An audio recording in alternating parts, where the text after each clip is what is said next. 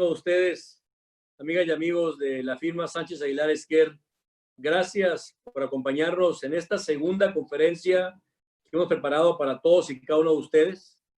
Nos hemos puesto el propósito de mensualmente estar generando este tipo de pláticas y conferencias en temas de actualidad, en temas sobre todo que implican el cumplimiento de obligaciones fiscales en todo este entorno nacional y estatal de cambios tributarios, muchos de ellos sin lugar a dudas muy cuestionables, pero que también es importante estar actualizados en la información que día a día se está dando a conocer en las reformas constantes que se publican.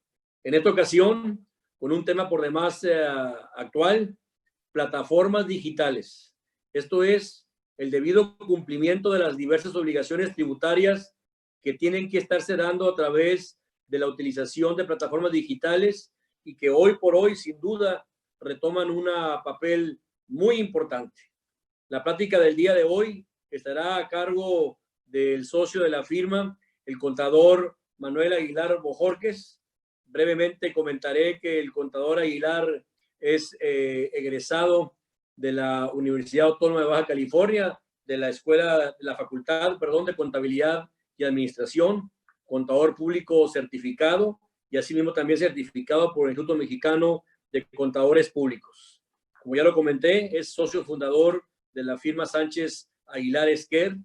En su experiencia de funcionario público, ejerció los cargos de director de ingresos, director de egresos, director de auditoría fiscal y subsecretario de finanzas del gobierno del estado en el periodo 1989 a 1995. Posteriormente se desempeñó como tesorero municipal, el presidente municipal 15 Ayuntamiento, el licenciado Gerald Lordi, y posteriormente también como tesorero municipal en el 16 Ayuntamiento de Mexicali, que encabezó el arquitecto Víctor Hermosillo. Posteriormente ejerció el cargo de secretario de programación y finanzas del gobierno del estado de Baja California en el periodo 2007-2013, en el gobierno del estado que encabezó el entonces gobernador José Guadalupe Osuna Millán. Ha sido catedrático de la Escuela de Contabilidad de la UABC y asimismo también materia tributaria. Decirles pues que damos inicio a esta conferencia, pedirles por favor que vayan haciendo sus preguntas, tendrán la opción de ir preguntando por escrito y al final de la conferencia, que calculamos va a durar aproximadamente 50 minutos, habrá la posibilidad de abrir un tiempo para leer algunas de las preguntas que ustedes deseen hacer acerca de este tema, repito, importante, plataformas digitales. Finalmente decirles, nos hemos fijado el propósito en la firma Sánchez Aguilar Esquer de mensualmente estar dando conferencias, como comentaba, de temas trascendentales. Esta es la segunda conferencia y de una vez avisarles, aunque lo haremos con más detalle, la próxima conferencia será a finales de octubre en un tema también por demás muy importante y que tiene que ver en la forma en que se tiene que llevar a cabo las aclaraciones ante las autoridades fiscales en todo aquello que se denomina la materialidad y la razón de negocio que las empresas deben justificar ante revisiones que lleva a cabo la autoridad fiscal en términos del artículo 69B del Código Fiscal. Un tema por demás muy actual que estará a cargo del licenciado Alejandro Zárate, abogado asociado también de esta firma. Damos pues inicio así a esta segunda conferencia y paso el uso de la voz al contador Manuel Aguilar, quien va a exponer el tema plataformas digitales. Nuevamente, gracias a todos ustedes por acompañarnos.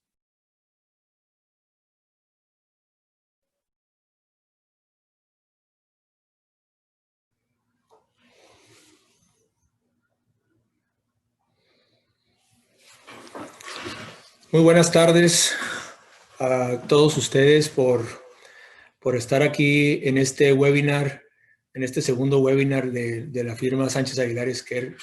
Me da mucho gusto el poderlos saludar, el saber que se encuentran bien e iniciar con un tema, como lo comentaba hace unos momentos Gustavo, ¿no? Muy actual, muy de moda el tema de plataformas digitales, quizá mucho relacionado con la falta de información para poder dar cumplimiento a las obligaciones fiscales, pero pues aquí vamos a tratar de darles una orientación tanto a los contadores que nos acompañan como a los usuarios de plataformas digitales y que tengan conocimiento de qué es lo que está surgiendo en materia fiscal y que puede afectar el tema de plataformas digitales en México, ¿no? Primero, me gustaría iniciar con...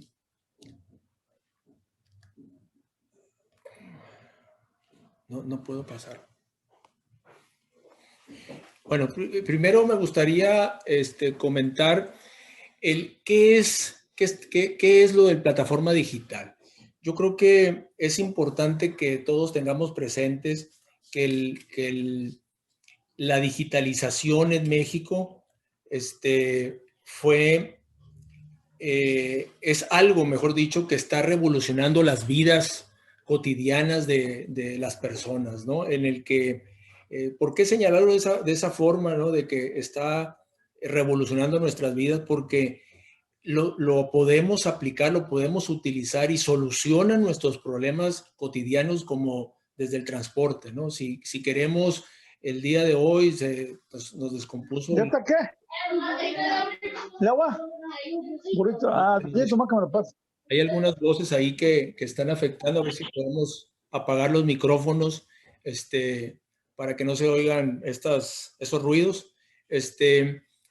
Pero volver al tema, señalarlos que si se nos descompone un vehículo, ¿no? El de la casa, el que lleva a los niños a la escuela, el que va al mercado, el que lo utilizamos, y pues simplemente utilizamos una plataforma digital en nuestro teléfono y podemos pedir el servicio de un transporte, de un taxi, o simplemente el comercio digital, ¿no? Que se ha vuelto tanto de moda, sobre todo en este tiempo de pandemia que un poquito más adelante voy a comentar, ¿no? Entonces, este tema de la digitalización, pues ha venido a revolucionar todo este escenario que teníamos hasta hace algunos años, de que incluso podíamos ir en familia, disfrutar de un paseo a un centro comercial o a un lugar turístico. Pues ahora lo podemos hacer desde nuestra plataforma digital, dependiendo el servicio que queramos, ¿no? A mí también me gustaría comentar, nomás para que tengamos todos claros el tipo, modelo que pudiéramos clasificar estas plataformas digitales, ¿no? Y a mí se me ocurre dividirlo en tres modelos. El primero de ellos es el modelo de la suscripción, en donde todos los usuarios pagamos el servicio que queremos o necesitamos suscribirnos para obtener una plataforma digital. Y el ejemplo pues, más común es el Netflix, el Spotify, donde nosotros podemos tener películas, música, y a eso le podemos denominar un modelo de suscripción. Otro modelo es el modelo de la con publicidad. Es el más común, es el que utilizan la mayoría de las plataformas digitales, en el que a través de el cobro de publicidad dan el acceso a una plataforma digital o una app, una aplicación, para que las personas que lo utilicen no les cobren. Entonces, a eso se le llama, y digo, casi todos podemos verlo, ¿no? En cualquier noticia, información que nos llega, siempre estamos viendo mucha publicidad que es la que está patrocinando el que podamos ver la información de manera gratuita, ¿no? Y un tercero es el modelo con acceso. Bueno, algunos ejemplos, pues está obviamente pues Facebook, que utiliza esta herramienta, ¿no? del modelo con publicidad. Y el último modelo es el con acceso, es en el que los desarrolladores de las apps, los creadores de estas aplicaciones, pagan para poder que una plataforma digital les permita que todas las personas puedan observarlos y puedan utilizarlos, ¿no? Es a lo que normalmente se llama las App Store, en donde todo el mundo puede tener acceso a todas estas aplicaciones, y esta App Store le cobra a todos los dueños de estas aplicaciones, ¿no? Entonces, más o menos para poder entender el tema de las plataformas digitales, ¿no? ¿Qué pasó en el mundo, ¿no? Más o menos a principios del año 2000, más o menos en el 2007, empezaron a promoverse algunas de las aplicaciones más conocidas, muchas de ellas de manera gratuita, por ejemplo Facebook. ¿Y qué fue lo que ocasionó? Los que accesan a esas plataformas buscaban diferente información,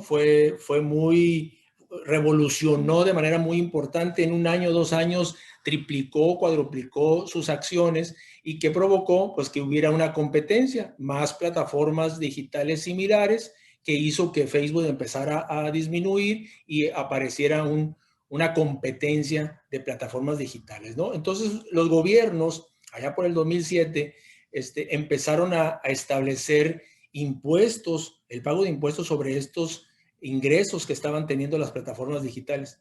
Quizá México, más o menos en el año 2016, empezaron algunas iniciativas a manejarse en el Congreso, y fue hasta el 2018 cuando en América Latina empezaron ya, principalmente Brasil, Chile, Costa Rica, Argentina, los primeros países ya en implementar medidas de pago de impuestos de estas plataformas digitales. Y obviamente, si vemos la iniciativa que platicábamos allá en noviembre, cuando se aprobó la ley, el paquete económico para el ejercicio 2020, platicábamos esta reforma importante que tuvo la legislación para el paquete económico de ISR IVA para 2020, que el principal motivo era la recaudación. Ustedes recuerdan que uno de los puntos importantes que se ha manejado por este gobierno federal desde hace 2 años es no establecer nuevos impuestos, buscar grandes medidas para que a través de la fiscalización se paguen más los impuestos todos los contribuyentes que no pagan, y buscar que la base gravable sea mayor. Y ese es el caso, ¿no? En el que ya venía funcionando la plataforma digital en México, sin embargo, no paga, por alguna razón, por alguna situación se escapó grabar esta actividad, y finalmente, pues a partir de 2020 ya aparece en las leyes fiscales esta disposición, ¿no? Y otra cosa importante de comentar es la desventaja, ¿no? La desventaja que tienen todas las empresas mexicanas. Así rápidamente les comento algunas plataformas mexicanas que están en el mercado. Están muy enfocadas al área de turismo, al área de consumo en restaurante, para promover las actividades en México, ¿no? Sin embargo, son de manera gratuita, no tienen ningún costo. Sin embargo, cuando pagan publicidad, sí tenían una competencia desleal, porque las plataformas digitales extranjeras estaban no pagando impuestos, y las empresas mexicanas, por tener residencia y registro en México, pues estaban pagando impuestos, o deberían de pagar impuestos, ¿no? ¿Qué está pasando ahorita en 2020? Recuerden ustedes, la reforma se publica en el mes de diciembre del año pasado, y entra en vigor a partir del 1 de enero. Sin embargo, en el tema de plataformas digitales había un periodo de transición muy claro establecido por la ley, que a partir del 1 de junio entraba en vigor. Entonces,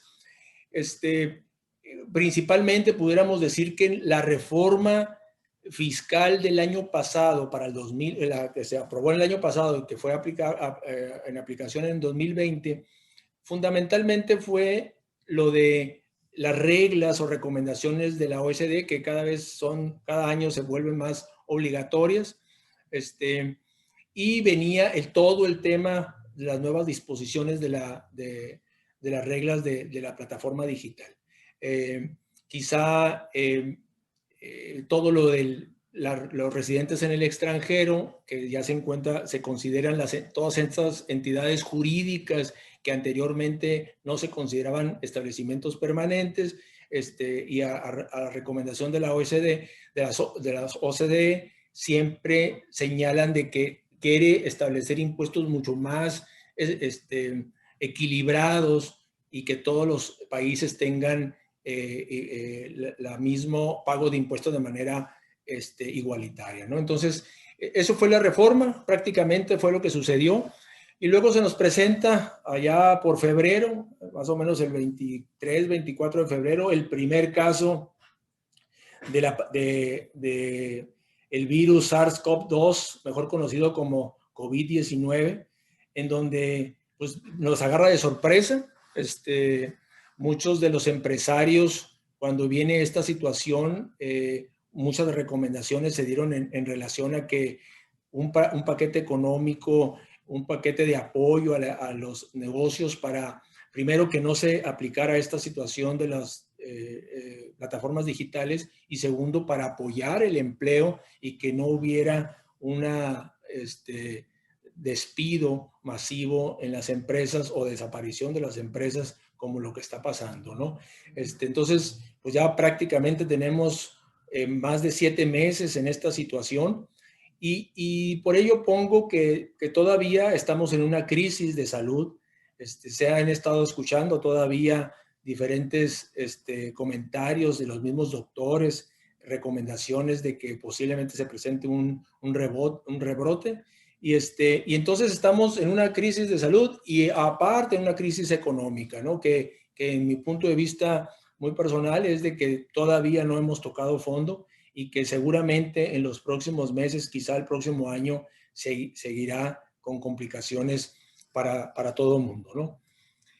Y este tema de plataforma digital, traté de hacer un esquema muy sencillo y práctico para que todo el mundo lo podamos entender, este tema, ¿no?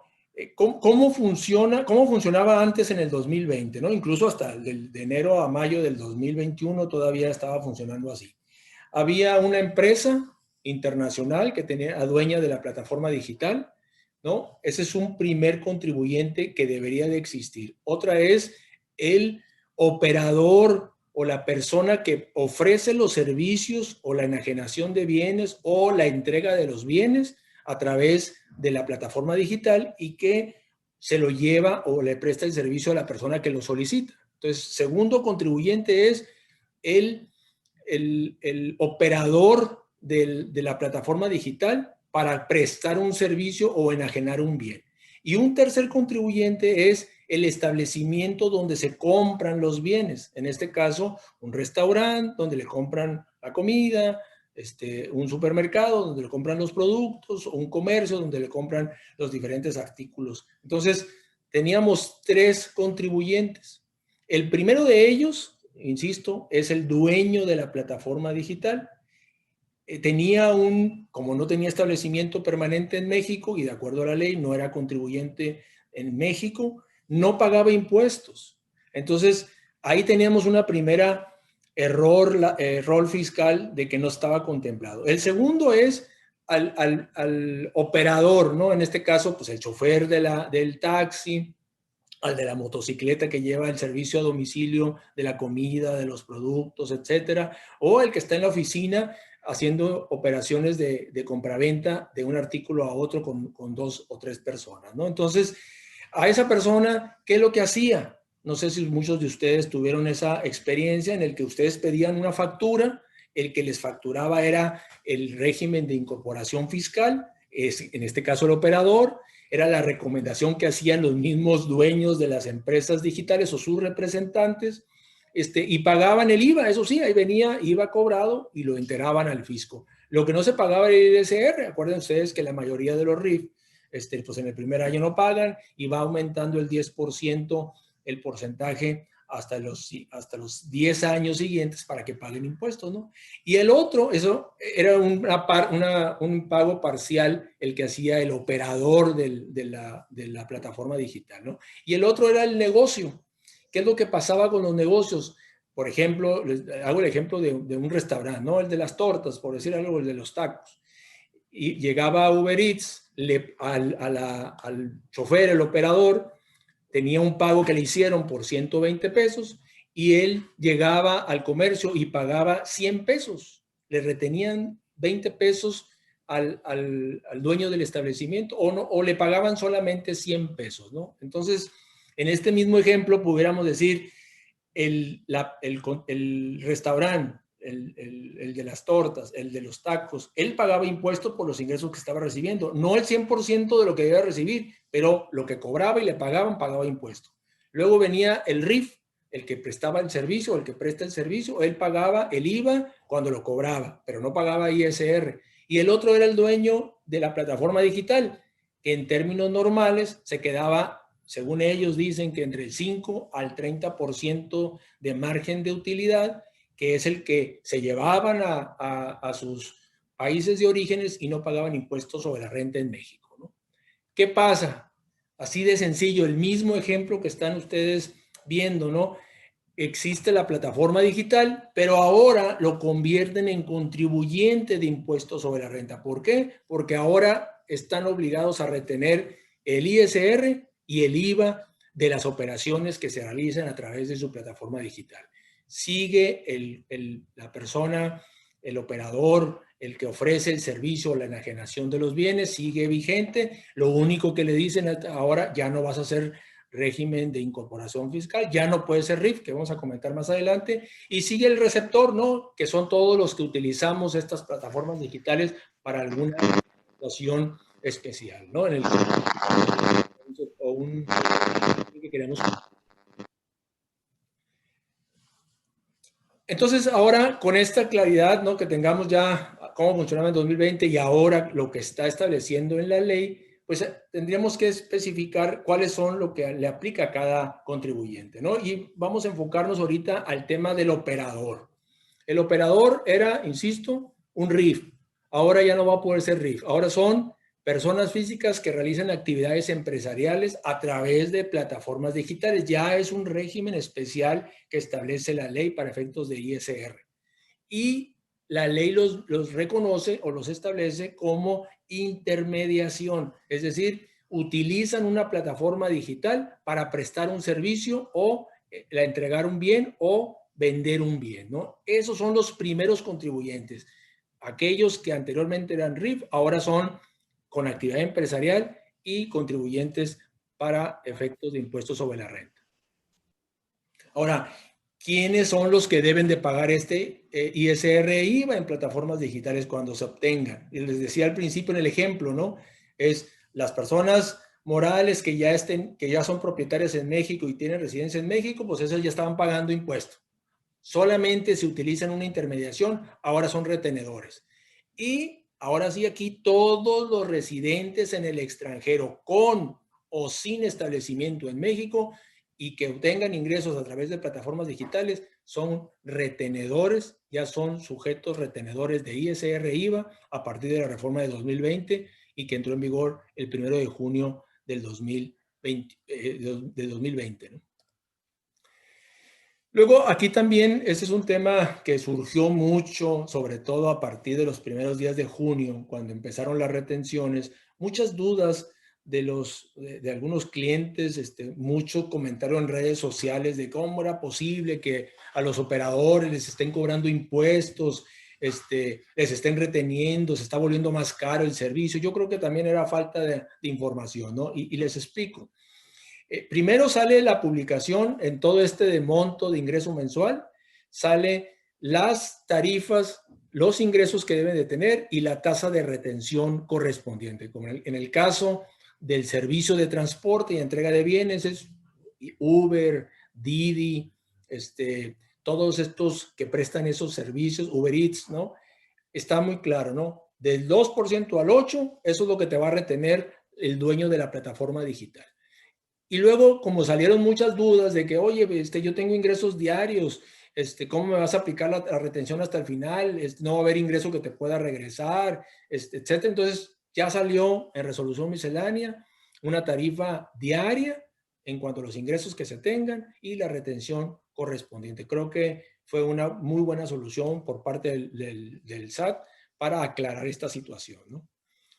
Luego viene lo mismo para efectos de la prestación del servicio de hospedaje, mejor conocido, en una de las plataformas más conocidas como Airbnb, en donde también viene el ingreso mensual, es lo que venía en la reforma 2020 del año pasado, y que a partir de la resolución miscelánea de junio sale la tarifa diaria, lo mismo, ¿no? En el que la obligación que tienen todas las empresas dueñas de plataformas digitales para hacer retenciones de impuestos sobre la renta. Y por último, la enajenación de bienes, ¿no? También una plataforma muy conocida, Amazon, en el que realiza este tipo de trabajos, ¿no? de operaciones, que es la enajenación entre un particular y otro. Y también vienen todas el ingreso mensual, la tasa de retención correspondiente, y posteriormente en junio, al igual que las anteriores, pues salió la retención que debe de hacerse en base al ingreso diario que obtengan este tipo de prestación de servicio o enajenación de bienes. ¿Qué hizo el fisco en estos primeros 5 meses del 2020? Yo creo que aquí sí es un reconocimiento. Quizá a principios de junio hubo muchos problemas en cuanto a información, sobre todo por los operadores. Hizo muy buena publicidad a todas las plataformas digitales en el mundo, en donde se dieron de alta aproximadamente, si ustedes consultan el portal del SAT, ahí viene la lista de empresas dueñas de plataformas digitales que están operando en México. Hay aproximadamente 12, en donde están ya cumpliendo con las obligaciones fiscales, y a través de este portal ustedes se meten al portal del SAT, ponen plataforma digital y viene información detallada sobre el registro de las personas físicas, sobre la descripción de las actividades que están grabadas o obligadas en el pago de estos impuestos, cómo deben realizar los pagos provisionales, si son definitivos, cómo deben de presentar la declaración informativa. O sea, la verdad es que sí ha trabajado muy bien el SAT en este tema, y ha permitido, ha puesto a disposición de los contribuyentes o quienes obtengan ingresos a través de las plataformas digitales de manera muy, muy fácil y sencilla, ¿no?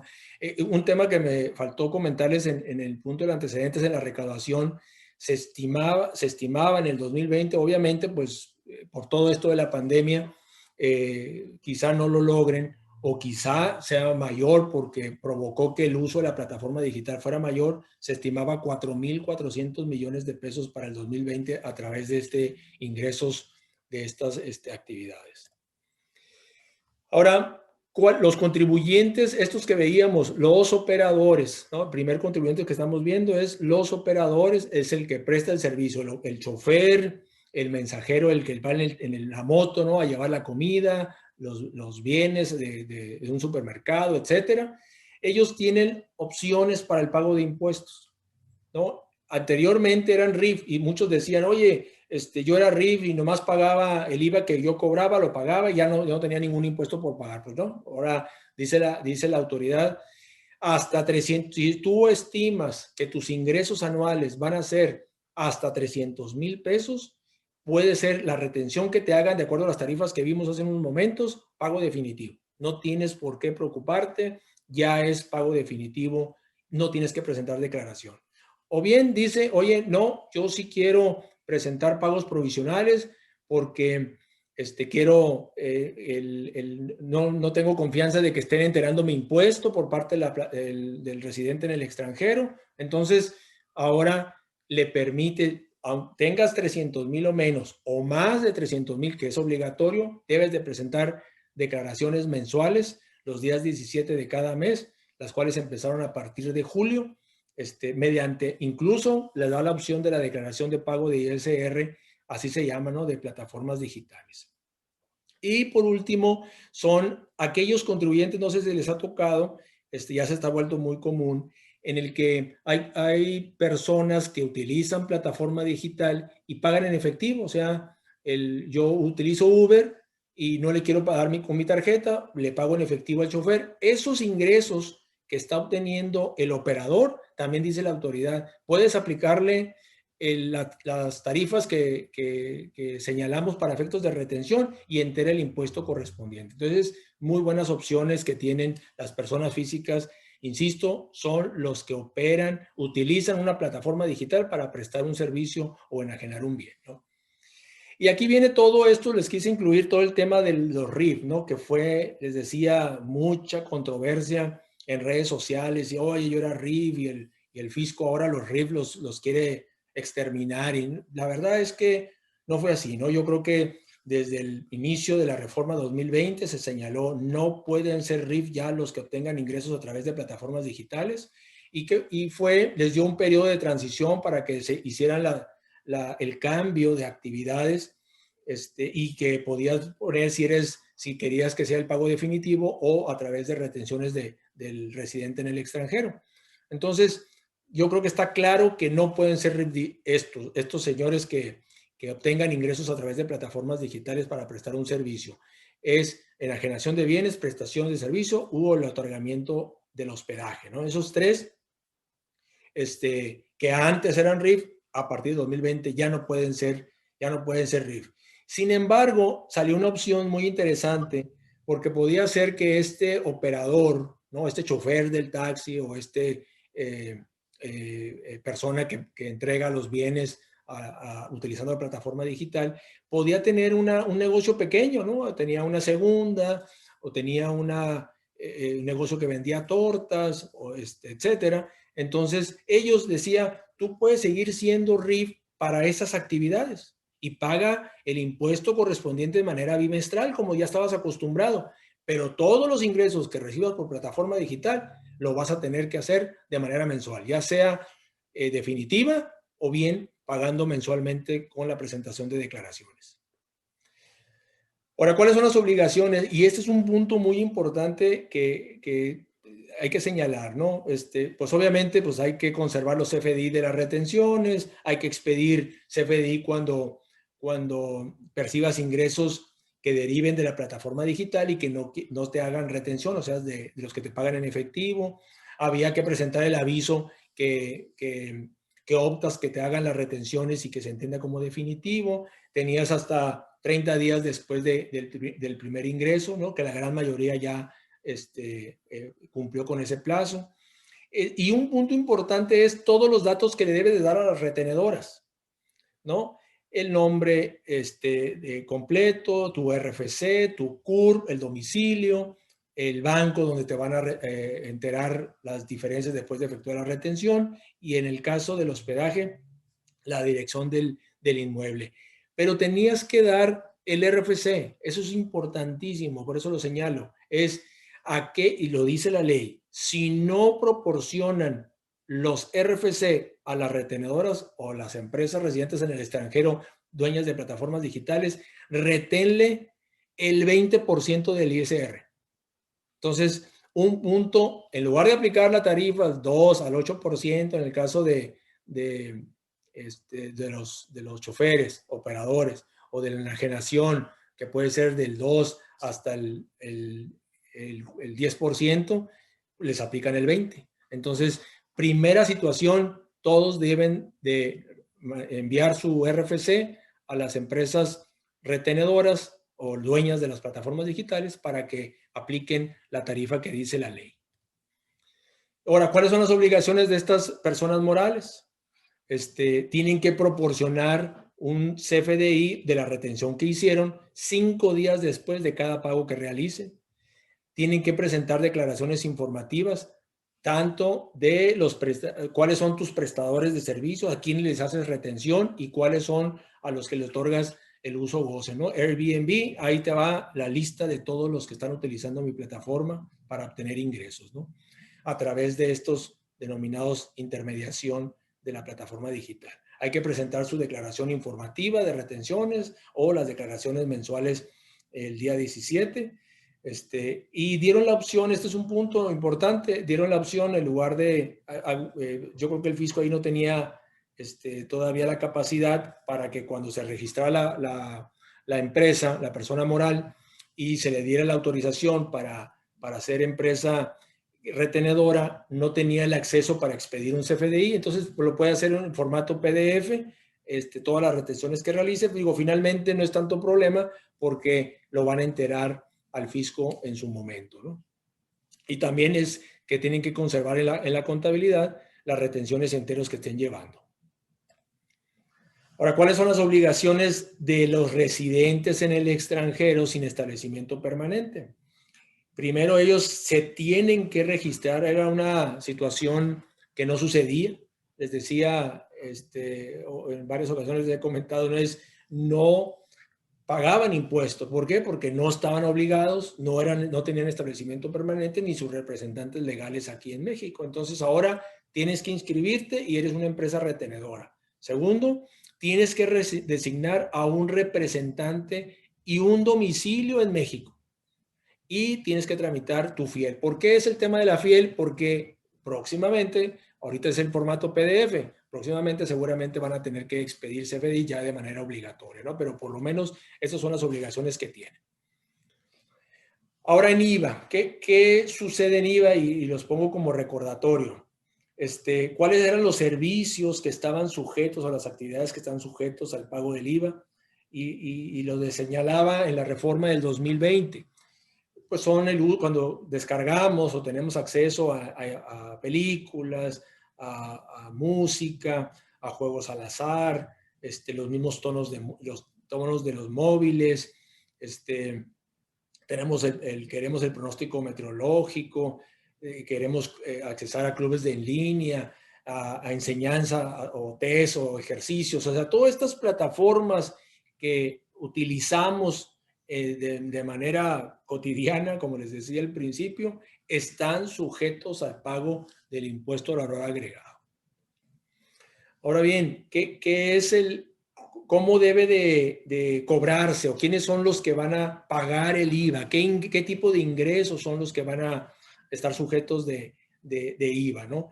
Y señala específicamente que son cuando proporcionen las empresas residentes en el extranjero servicios en México a través de una app y se cobre por el servicio, es sujeto del pago de IVA. Así de sencillo, ¿no? Si todas esas actividades que comentábamos ahorita los hace un residente en el extranjero a través de tu plataforma, tú la utilizas y es realizado en México, eres sujeto de impuesto al valor agregado. Y pongo pues los 4 cuando se entiende que es prestado en México. Si proporcionas, cuando das el servicio, te piden los datos de la suscripción y pones un domicilio en México, pues ya es prestado en México. Si tú realizas el pago, ya ves que son pagos con tarjeta de débito o crédito o PayPal, etcétera, das el domicilio, utilizas esas tarjetas con domicilio en México, eres residente en México. Si tu IP del móvil o de la computadora es en México, también se entiende prestado o utilizas el teléfono con la clave 050 con 011 más 52 o 52, pues también es un servicio considerado que se presta en México, ¿no? Entonces, ¿cuáles serían las obligaciones? Al igual que las que lo veíamos hace unos momentos en ISR, pues son muy similares, de que se tenían que registrar ante el SAT. Aquí, pues a diferencia del ISR, pues hay que cobrar el IVA al 16%. Esta es también una pregunta que se ha hecho muy común, que si había posibilidades de aplicar, sobre todo a los nuevos. ¿Se acuerdan que está la posibilidad del estímulo fiscal de reducir la tasa en zona fronteriza? No se puede. O sea, ¿por qué? Porque todos los que utilizan plataforma digital para prestar un servicio, ahí señala la ley que debe ser al 16%, ¿no? Hay que llevar un registro de todos los receptores a los que les prestas el servicio, hay que presentar la declaración informativa de todos tus suscriptores, hay que pagar el IVA del que estás cobrando, hay que expedir comprobantes del servicio que se está dando con el IVA por separado. También, al igual que el ISR, hay que designar, cuando se registren ante el SAT, hay que designar un representante legal y dar un domicilio en México, ¿no? Y también, al igual que el ISR, por efectos de los FDI, pues también hay que tramitar la FIEL correspondiente, ¿no? Y adicionalmente, a los residentes en el extranjero que utilicen la intermediación, aquí está otro punto importante de comentar, ¿no? Señala la ley la posibilidad de que en tus precios, cuando expongas en tu plataforma digital el servicio y el precio, señales en forma expresa y por separado el IVA. Y si no lo quieres, es un problema esa situación, bueno, pues tienes la opción en resolución miscelánea salió, que puedes hacerlo IVA incluido. El precio que tú pongas o publiques es IVA incluido, ¿no? Y también está la obligación de retener, ¿no? Todas estas personas, todas estas empresas que utilicen a un intermediario para prestar el servicio, tienes que retener el 50%, es decir, el 8%. Pero si no proporcionas el RFC, al igual que el ISR, la retención es el 16%. Y hubo incluso hasta un eslogan que estuvo circulando allá por junio, julio, sobre todo con los prestadores de servicios o los de intermediación, que les decían la retención del 36%. ¡Ay, más cara! Pagan más que las personas físicas y las personas morales ISR. No era eso, ¿eh? Insisto en el que si todos proporcionan el RFC para que les efectúen la retención, en el caso del ISR es las tarifas que vimos hace unos momentos y en el caso del IVA únicamente el 50% de retención. Entonces también están obligadas estos residentes en el extranjero a enterar estos impuestos o retenciones que hagan, a expedir los CFDI de las retenciones, inscribirse ante el SAT y proporcionar mensualmente la información de todos sus clientes, ¿no? Si dieron cuenta, lo mismo que ISR, lo mismo aplica para IVA. Ahora, ¿qué está haciendo? Esto en términos generales, pues es la exposición de lo que estableció la ley y todas las disposiciones que se publicaron, cerca de 8 resoluciones misceláneas en el portal del SAT para dar a conocer esto que estoy presentando, ¿no? Y ahora ya el pasado 8 de septiembre, el gobierno federal presentó su paquete económico para el 2021 y también lleva, no es una exposición del paquete económico, sino simplemente aquellas disposiciones que le van a ser aplicables a las plataformas digitales y seguramente serán aprobadas, ¿no? La primera de ellas es de que una de las cosas que creo que sí va a ser una afectación fuerte es de que actualmente la ley de IVA señala que es un ingreso exento cuando se realiza una enajenación de un bien que esté usado. O sea, si no es nuevo el bien, no hay el cobro del IVA. Entonces, ¿por qué lo está proponiendo? ¿Qué es lo que está pasando en las plataformas digitales? Como no se puede valorar si el bien es nuevo o no, entonces el fisco dice, pues, más sencillo, todos van a estar grabados, sean nuevos o usados, tienes que cobrar el IVA, ¿no? Es una situación que seguramente va a afectar las operaciones del comercio electrónico o el comercio digital, puesto que ahora tendrán que estar sujetos de IVA todas esas operaciones, ¿no? Otro tema es qué está pasando, y también es una reforma que puede afectar o va a incrementar el costo de los servicios, ¿no? Es cuando las empresas residentes en el extranjero están utilizando a una filial en un paraíso fiscal o en otro país donde los impuestos sean menores para procesar los pagos. O sea, la empresa residente tiene una participación, hay otra empresa filial que es la que cobra los pagos en otro país o en otra residencia.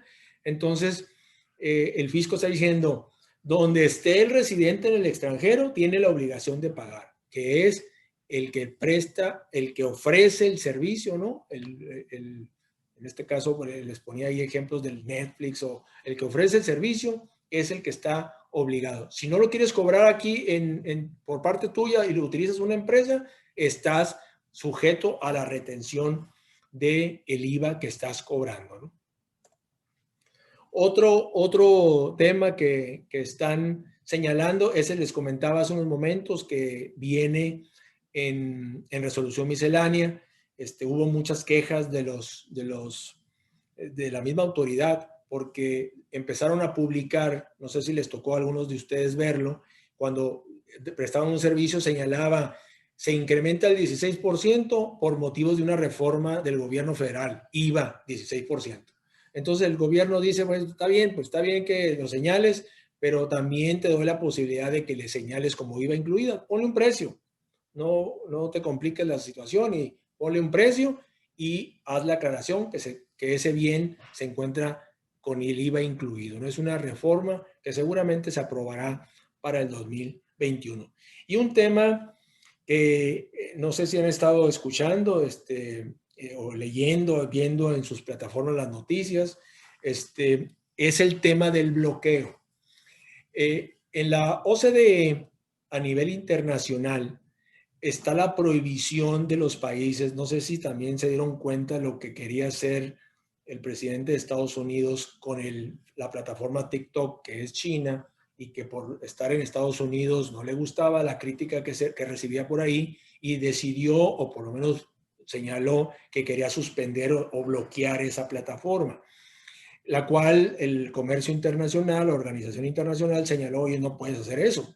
Tenemos un convenio todos en que las plataformas son universales y hay que cumplir con las disposiciones de cada uno de los países.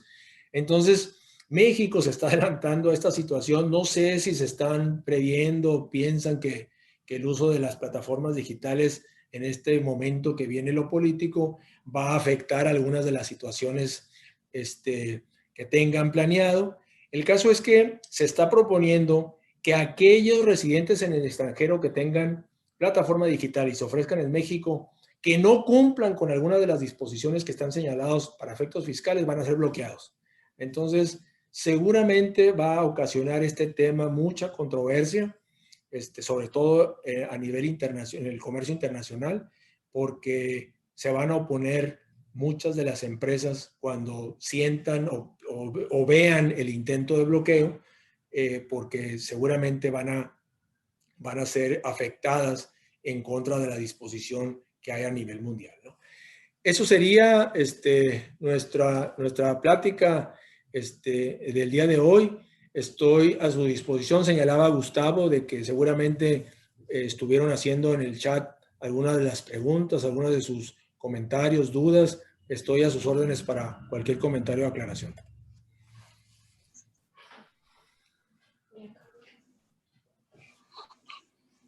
Gracias.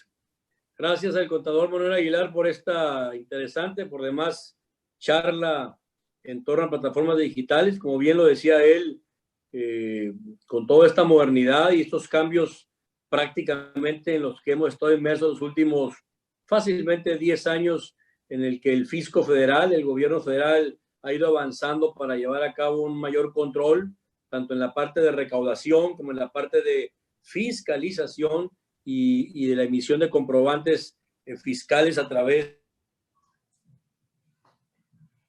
retoma una importancia fundamental el poder conocer y saber los alcances que se tiene en el cumplimiento de obligaciones a través de las reglas que se dan a conocer. Ya lo comentaba el contador Aguilar, para el paquete económico que recientemente ha sido presentado por parte del Ejecutivo Federal a la consideración del Congreso de la Unión, cambios también importantes que tienen que ver en toda esta reglamentación, y muy seguramente veremos más cambios o adecuaciones en torno a resoluciones misceláneas fiscal que se estén dando a conocer.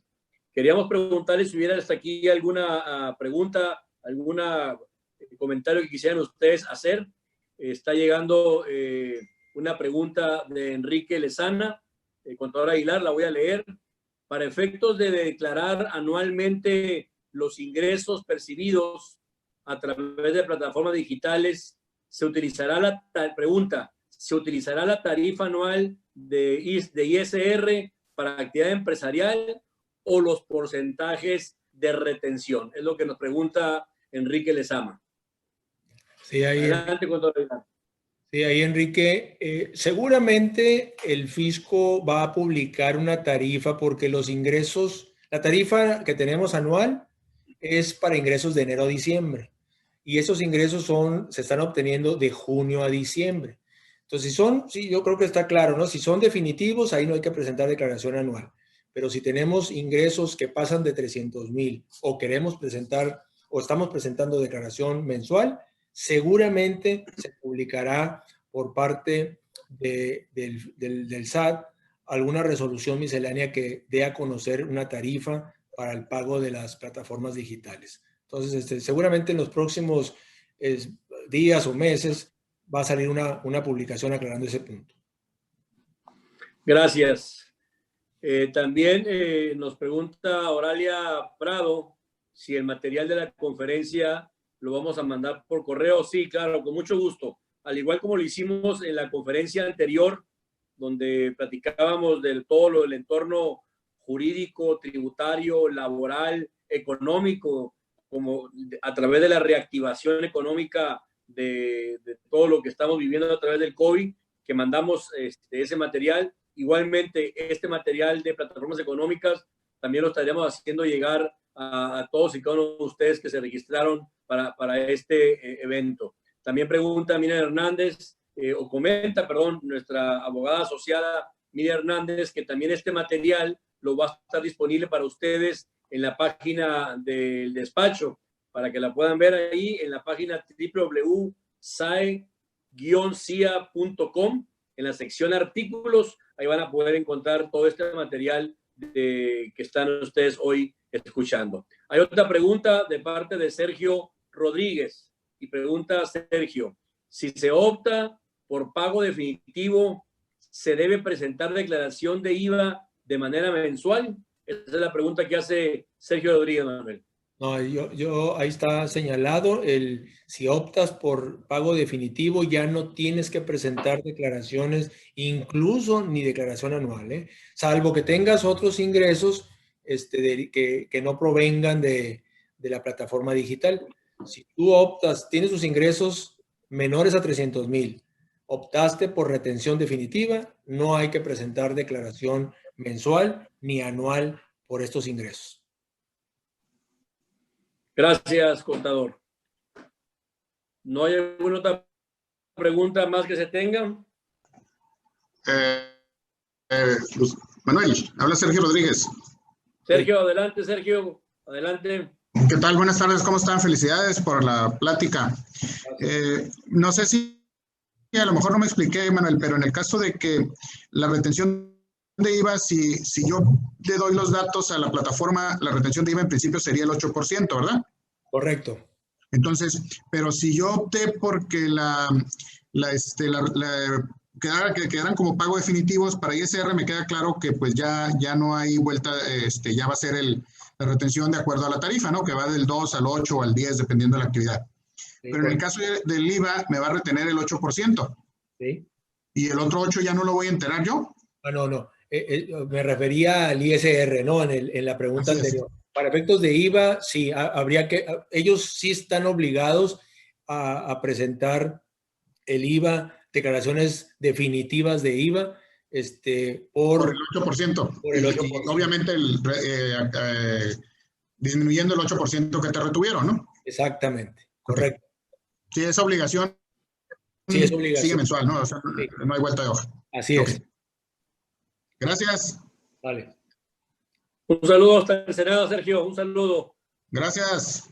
Tenemos mucho calor aquí. Gracias. Muy bien.